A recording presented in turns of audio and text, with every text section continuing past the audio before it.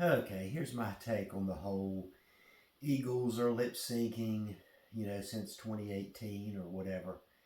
Here's the thing, I hate it. I love to go to concerts. Way back in the day, I love live music. I play in a band that plays all live music, no click track, no recorded anything. But the audience is as much to blame. The fans are as much to blame as the performers. Because nowadays, auto tune, click tracks, backing tracks, it's so prevalent and so accepted, it's so prevalent, so known.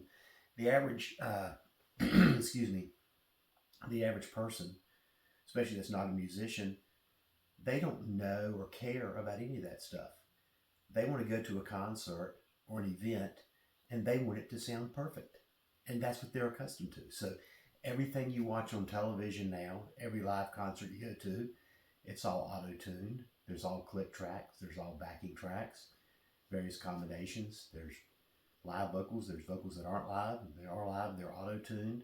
There's all these vocal competition shows like The Voice and American Idol, where they're judging people on their ability to sing.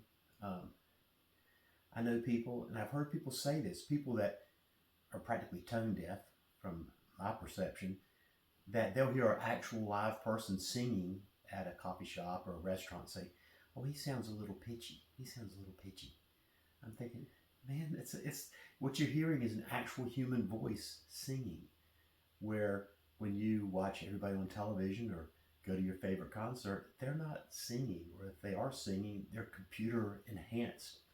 There's a auto tune going on or something, and you see it everywhere. Every show, you can just hear. To my ear, it just sounds horrible. I hate it. I would rather hear a slightly out of tune human voice and a fluctuating tempo, because that's what I grew up with, and that's the way I was raised on music, and that's what I've always heard until the last 20 years maybe. It's been a while, but it's not just the audience fault. If somebody went to an Eagles concert and Don Henley was singing and he had a cold and it wasn't perfect and he was a little bit off key, or his timing wasn't exactly right, then people, "Oh man, I paid $400 for these tickets and they sucked." That's exactly what would happen. So they can't, it's like performers now, they have to use all the tools available to them to make the audience happy, because the audience is conditioned to hearing things that are perfectly tuned, perfectly in time. And if it's not, and since all these competition shows have conditioned people to critique or be critical, as if music is a competition, it's something that's to be judged as opposed to just enjoyed and have a good time and listen to these guys express their talents. And I'll also go back, part of my, now we're getting into my philosophy of it all, as opposed to maybe, you can't say this is a fact or not, but I was a music major in college, and they talked about the tempered tuning and the well-tempered clavier and the invention of the tempered tuning. And supposedly, when that first came out, it hurt people's ears. Musicians like, "Oh, this is horrible." They couldn't stand it, because tempered tuning is where you actually detune certain notes in the scale so that you can play in multiple keys. Original instruments were tuned exactly to the frequencies that of a specific key. And so the way the overtone series works and the way to play in different keys, you have to detune a little bit from the actual tuning in order to play, have an instrument that can play in multiple keys.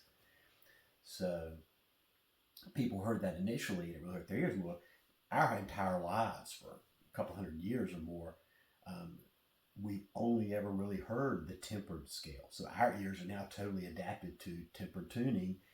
And I would suspect that playing non-tempered instruments that are specific key probably would sound off and sound a little weird, especially if you had perfect pitch. It would just sound weird because the tones were not the exact same relationship that your ears have gotten used to, accustomed to.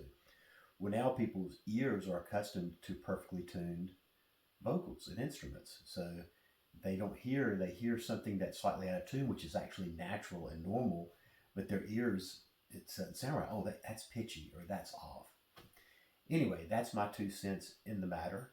I think that it's a change in society's consumption of media, and not necessarily to blame Don Henley for using a recorded vocal. If he didn't use a recorded vocal, he would probably receive more criticism than if he does, because the vast majority of people don't even know the difference, wouldn't know the difference, and the vast majority of people going to the concerts would be upset that it sounded pitchy or didn't sound exactly perfect. That's what I got. Thanks a lot. Bye.